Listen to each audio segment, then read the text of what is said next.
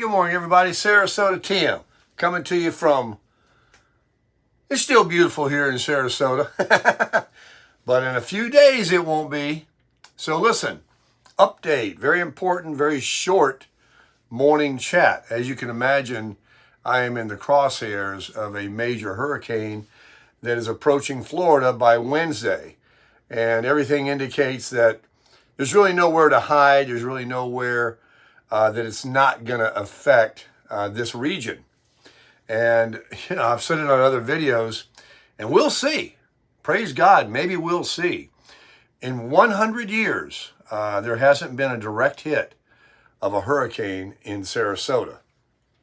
And they're talking about it mainly, possibly Tampa, but we're on the dirty side of it. The dirty side is the right side of any hurricane. As it spins around counterclockwise, the right side is where all the damage and the storm surge and all these things I'm sure you already know. So our hearts and prayers are going out to everyone in Florida. And of course, your prayers are certainly appreciated for me because I live in a tin box. So of course I'm going to evacuate and go somewhere. Where I'm going, I'm not sure. That's still up in the air. The problem is there's nowhere to go in the entire state of Florida. It's going to be a hurricane when it crosses over into the East Coast. It's not going to slow down. And the flooding and all that comes with the nastiness of a hurricane. Why is this happening on the heels of Helene and everything else? Nobody knows. But I can tell you this, that I'm leaving. And I'm also going to be leaving with my good friends, Fred and Rafaela. They will be joining me in the Crusher, and we will be traveling together with the Crasher. We're all going to be in the camper somewhere north. That's where we're going. I mean, we're leaving Florida today. We're going to turtle our way out of here, as Bubba says. And, the issue is, I was thinking about South Carolina, North Carolina. Well, not North Carolina, but coastal area where this thing is not going to affect. Then I was thinking about Mobile, Pensacola, and coming down the 10 back that way. And I don't know about that. Being on the lower freeway to the Gulf, it just seems a little bit. So it's really up in the air. The problem is I have already had a few subscribers reach out to me, offering me a place to shelter in place for the time it takes for this to pass through. And I don't want to have to drive. One of my subscribers, a lovely subscriber of mine and his wife, live north of Atlanta. And I just cannot imagine going through Atlanta. I hate driving through Atlanta. It's like Dallas. You guys have heard me talk about that. and pulling this, I can do it. I mean, you can do it, but I don't want to do it. And so because I have other options, I'm going to probably not go that route. Then again, we may end up. The issue with going up 95, where you have less cities to go through and stuff, up through Georgia, Savannah, South Carolina, and on up, you don't have a lot of towns to go through. But Jacksonville yesterday had flooding rains without even a hurricane coming. There has been torrential, amazing, nasty, ugly rain. And I was watching the internet this morning, and it looks like they have that forecasted through the whole hurricane. So even today, tomorrow, before the hurricane even comes, it's more flooding rain. The I-10 corridor, the I-95 through there, all of those areas do flood and pond over. And with the weather that's in Jacksonville today, they're talking about 60-mile-an-hour winds on some of these thunderstorms. And then pulling this.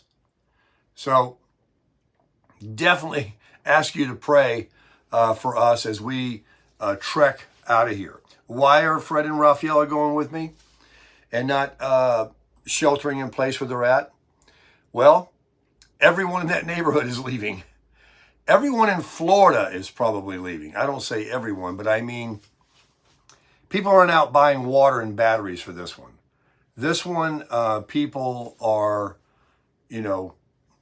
leaving. A lot of times, I think Ian is what it was, or something that came. I was on a cruise, and we couldn't even come back for 3 days. It was supposed to go to the East Coast, West Palm Beach, came around the bottom of Florida, and then hit, I think it was Fort Myers or Naples, somewhere in there. And a lot of people got panicked and left Sarasota and went north, like to Jacksonville or Gainesville or somewhere. And then when they got the all clear, it was a big traffic jam coming home. So even though the storm is not going to be here till Wednesday, it would be foolish, in my opinion, to try to leave here any later than you can get out of here, because I think a lot of people are going to be exiting the state. And so it's really a mess. It's really unfortunate. But I'm, like I said before in my previous video, I'm really glad that I did have, not glad, but I'm happy in a way that I went through a training, a dry run, when I left a week or so ago for Hurricane Helene.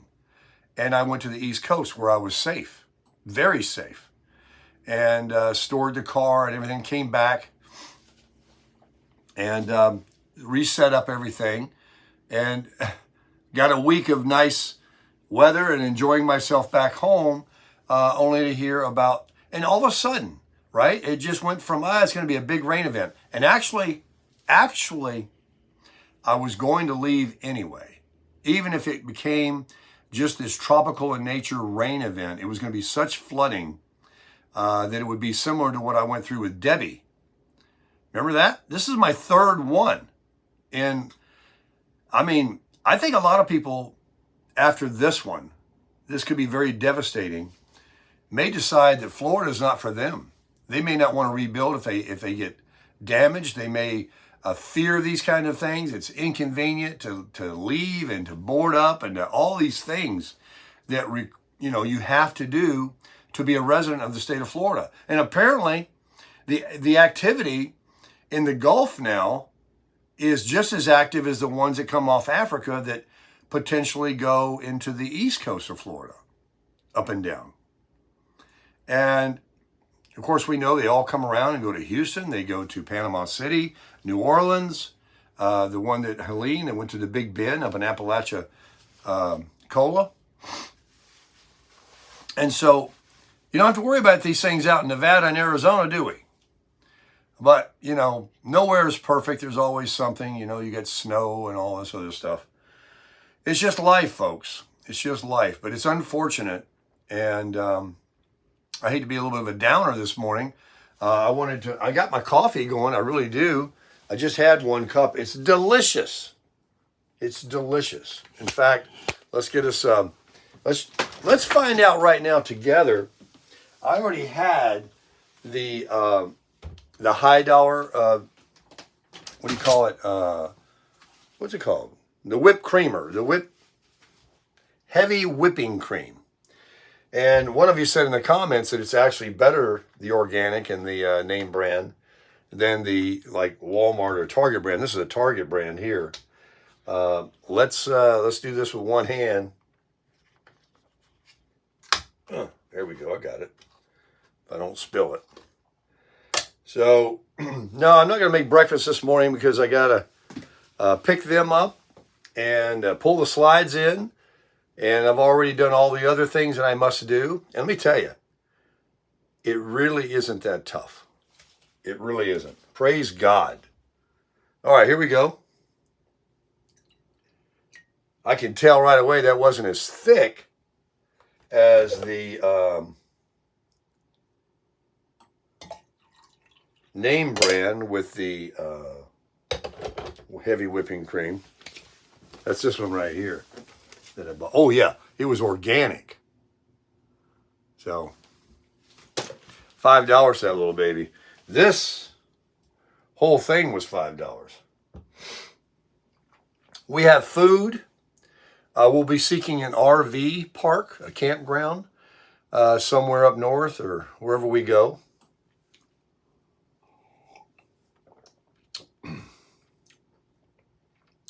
don't know. Let me see. Folks, that's the best cup of coffee I've ever drank in my life. I'm not kidding you. This is, guess what this is? I'm trying to get rid of it. There's my gold up there. I was trying to get rid of this because there's another pot or two left in there. So last night I said, well, let's go ahead and use the Dunkin'. And let me tell you something. That's the best cup of coffee I've ever drank in my life. So we're going to have our coffee here, get all hopped up, get the things that I need to get out of the sewer pipes and all that disconnected, the water hose. I will be putting a little water. There we go. I will be putting a little water in the, need to hear this guy and get the update. They only come out every 6 hours. In the holding tank, I keep trying to say that, and traveling with water because we will need water to wash our hands, to use the restroom. But I don't plan on traveling with enough water to take a shower or anything because hopefully, you know, Miss Rafaela, although Fred doesn't care, she ain't about no Love's truck stop. We might even get a room, who knows? But if we can get an RV resort or an RV park, you know, with full hookups, we will do that. And then we'll have all the water we need, electric and all that. I have my generator with me. Fred helped me lift it up onto the tailgate yesterday. And so we have a 5,000 watt generator that runs on both fuel, gasoline, and propane. And I have plenty of propane. And I bought a big old tank, a plastic gas can, that when I stop and fill up for gas again, gas stations are going to be open, I will top off the generator in the back of the truck and fill up the gas can maybe halfway. It's going to be plenty of fuel for us to shelter in place until this thing passes. Back to Fred and Rafaela. Why are they going? Well, I said everybody in their neighborhood is leaving. They really fear that the roof or something could come off, and they don't want to be sitting there, no power, no roof, open skies, and, you know, who wants to be in that position? And if you come back to nothing, then, you know, you'll go from there. If you come back and everything is fine, you come back and it never even came here, and it went somewhere else, even better. But nobody, and I repeat, nobody is taking any chances on this one. We're all either going to, you know, if you're really inland, which is going to go as a hurricane all the way across the state. But if you're outside of that cone, that eye, it's not as bad. And Tampa Bay is praying that thing, that they're not south of it, where it draws in that water into the Tampa Bay, because St. Pete, Tampa, even Sarasota, we saw the damages at St. Armand's and all that, the storm surge. And one of the guys at the Hurricane Center said this is, you know, worse than Helene. I have to say, folks, without going on a religious tangent, you wonder if these aren't end times. And with all of this going on, wars, rumors of wars, unsettledness, people turning against each other. Look at this election thing. I mean, hey, did anybody see that? I saw the highlight reel yesterday in Butler, Pennsylvania, with Trump and Elon Musk. He came out there, quite a crowd, and that was quite ballsy, if I can say it, of Trump to get back up on the same stage where they tried to assassinate him. Of course, security measures were taken strong. Something happened, I was watching it, and he kept saying, thank you, doctor, and quite a long pause. I don't know what it was.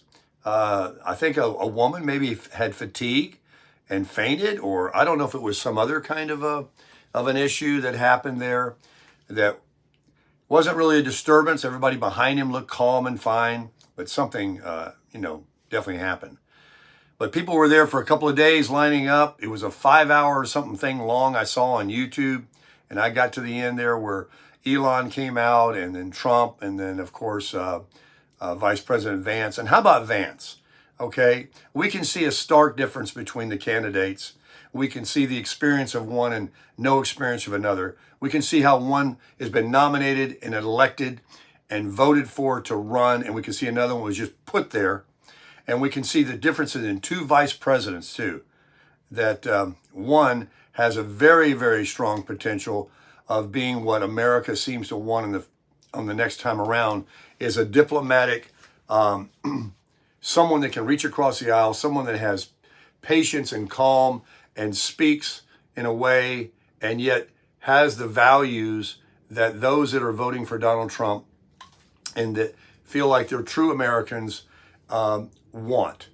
So just pray to God that whoever wins, the best man, the best woman, will come out of this, and that they will be guided and directed by Almighty God into doing what we need done in this country.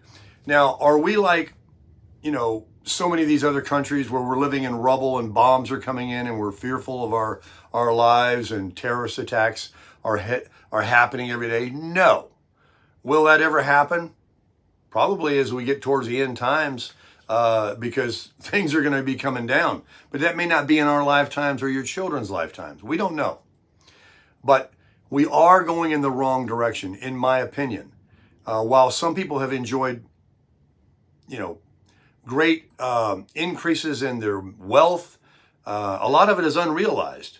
I mean, you may have a house that you don't owe anything on, or you owe half of what it's worth. You have all this equity, but people are stuck because there's nowhere else to go. There's nothing for sale.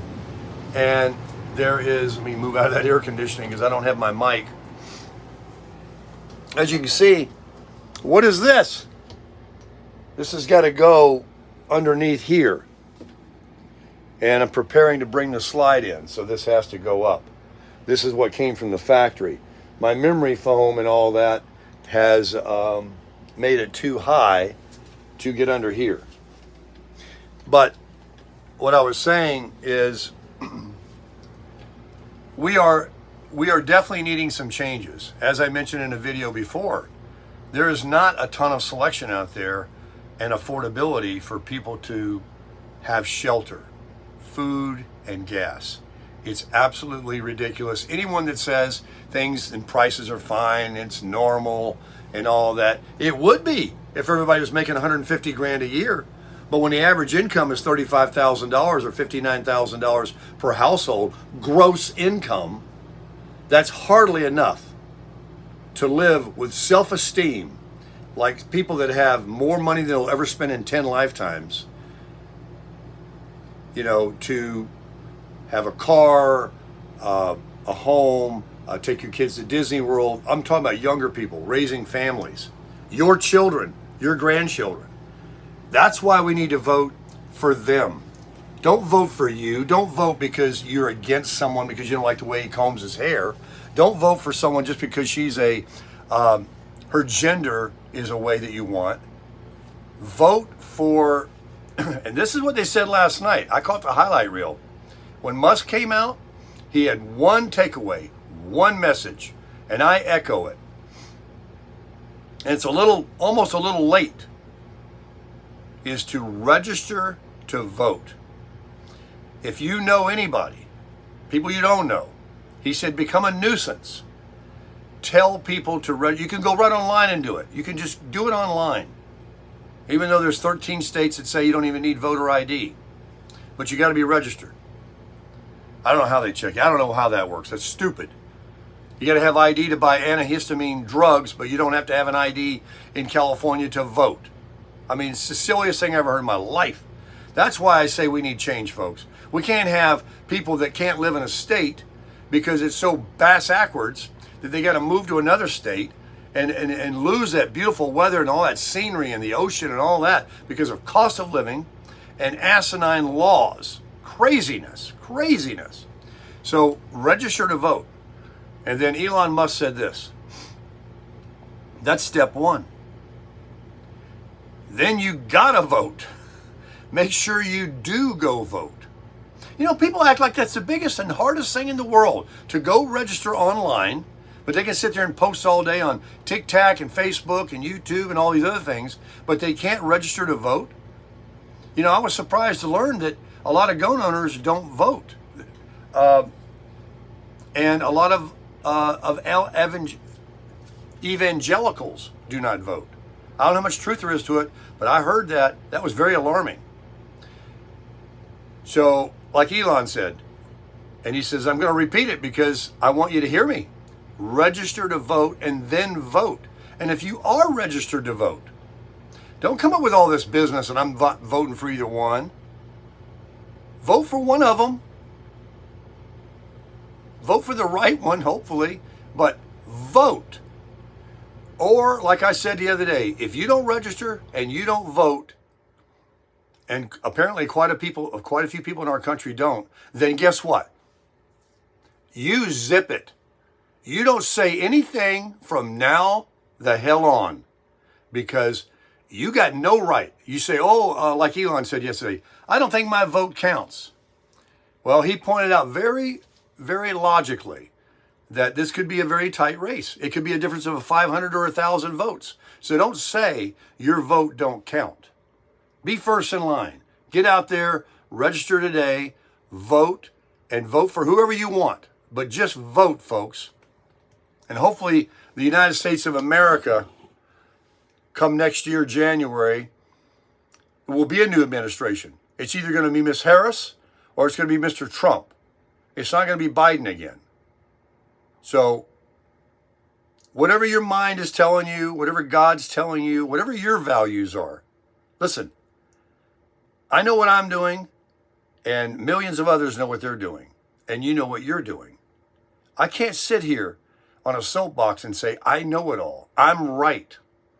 But I really believe I'm a person of common sense, and I recognize ignorance when I see it and when I hear it. And it's really quite profound of how many people really let the media and commercials and other people influence how they think and what they do. And that is sad.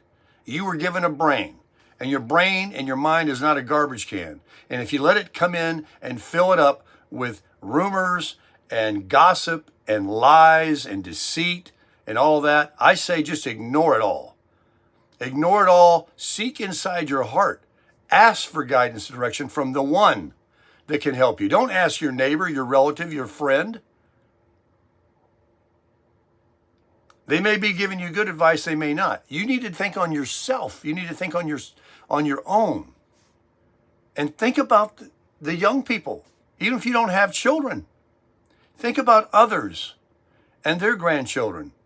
We're 200 years only, this country. We're far from how old some of these other countries have been around for thousands of years or whatever. And look what those other countries do, right or wrong. They have their same culture, they run their same beliefs, they run their same system, they don't deviate. You know, I don't know, Japan and all these European countries and stuff. They, when in Rome, right? Now we have a eclectic people. We're a welcoming country. We're a melting pot. But we have a constitution, we have a belief, we have a main language, and we have rules. And it's called the Constitution of the United States. What we need is people to obey it, and people to enforce it, and people that come here, like when we go to their countries, when in Rome, right? If this is where you want to be, then don't come over here and try to change it to where you came from or what you think is right. We have a legislative branch. We have a democracy. We vote for whatever changes we want. And each state is its own country. Each governor is its own president of that state. And collectively, we kind of try to remain harmonious together with all the things. You don't need papers to travel from one state to the next. It's the best country on the face of the earth. Don't let it be destroyed. Don't let us be living in fear like some of these other countries where people, they can just come and take you and do what they want with you. They've got control over you. Their governments. Our government, folks, works for us. Remember that. The police, the politicians, the firemen, they are elected and they are civil servants. And they want, most of them, to help us, such as our first responders.